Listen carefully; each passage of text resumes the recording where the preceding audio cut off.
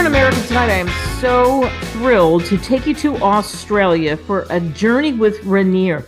He's written something that I think will just pop out at you at various moments in the day, meaning you can pick it up at any point. His poetry is wonderful and it makes you think, and I think it will make you grow. And it's interesting because the name of the book, we'll call it that, is Growth, Enlightenment of the Soul, Growing Through Life's Experience. So Rainier, thanks so much for hopping on. Hi, Kate. Thank you for having me. It's a pleasure. This isn't your first go around. You've got another one out there. It's letting go to a greater power. Well, letting go to a greater power and trust is one that I love, but your first book is Life, the Journey of the Soul. So tell me about the road to, first of all, dipping your toe in this direction and putting that together. So initially started writing for my own self-expression as a means to capture my inner thoughts as I experienced significant events in my life. What prompted me was the tragedies through life. I lost my father at a very young age and so forth, so I was forced to grow through adolescence, migrating to Australia as a 13-year-old and growing through those adolescent years without that father figure. And life came with its shares of knocks. And in the younger years, I used to deal with it very externally, being an extroverted sort of person.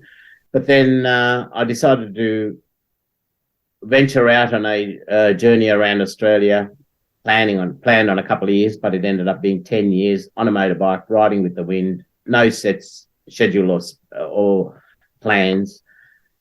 And while I was traveling, I found myself sometimes in very remote areas reflecting within, see what did life mean? What was it sort of, why do these events happen in our lives?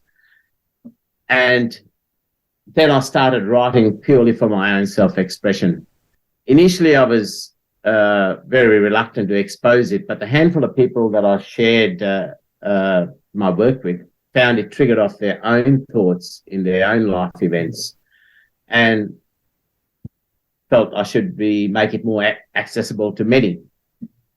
Initially, as I said, I was very reluctant as it exposed the very core of my vulnerabilities. But about 4 years ago, I started to share some of my work on social media, and in July 2021, I released my first book, The Life, the Journey of the Soul. At the start of my publishing journey, I signed up with the publisher Balboa Press for 2 books. The first off which was Life, the Journey of the Soul, and now the second was Growth, Enlightenment of the Soul, which was a progression. The first one took me to a certain point in my life, and then that continued on, and Growth takes me up until very recent past. And it's interesting. It's interesting. Let me stop you there because, as you say, it takes you up to, you go from Life, Journey of the Soul to now here we are, Growth, Enlightenment of the Soul. I mentioned that one particular entry I loved, letting go to a greater power in trust. But you also have one that's so significant. It's tough in a way when you write. I say it is like children because you write your thoughts down, and especially when you're doing poetry, when you're telling a story, because it's in your soul, you're sharing it, as you mentioned when you dipped in at first for the very first book that you wrote. So it's personal. And I think people can relate to being a parent, or to having a parent, or to being close to someone where you feel like that on either side of it. And you recited this for me off the air, and I think the listeners would love it. You've got a son named Dane, and you have a wonderful entry in the book that we're talking about, A Father's Wish. Will you do that for us? I would love to, Kate. It'll be my pleasure to recite that piece. And I hope many listeners will be able to relate to this piece. A father's wish. I will fly you high upon my shoulders, reach as far as my heavenly wings can fly, to place you upon the highest mountain that is within my reach. When I am no longer of flesh and blood, imprint your footsteps on a path of your own. From the mountain I place you upon as the foundation, launch your young life to fly as high as you can. Do not strive to be as me, I have run my race with the wolves. Start from where I end. There is no need to retrace my steps. Soar, my son, in the winds of heaven, we know as life. Where I cease to be, find your way through life's maze. Discover paths I never traversed. Your journey is for you to own.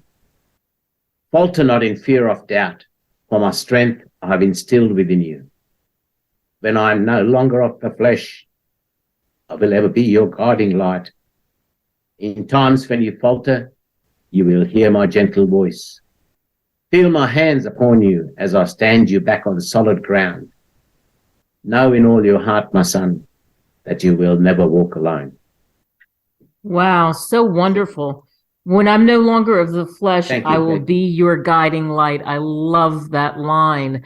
And I think that gives comfort to people who have just in general lost anyone and feel like they've lost them. And you're already reaching out and saying, hey, I will be there. I'm there. I will be your guiding light. And the reassurance for me to be able to say that is my own relationship with my father, who passed when I was 12. And to date, I still feel him there when I need him. Wow. Wow, wow, wow. So powerful. So when people read this book, when they read these pieces, Growth, Enlightenment of the Soul, Rainier, what do you hope that they take away? What do you hope they walk away with?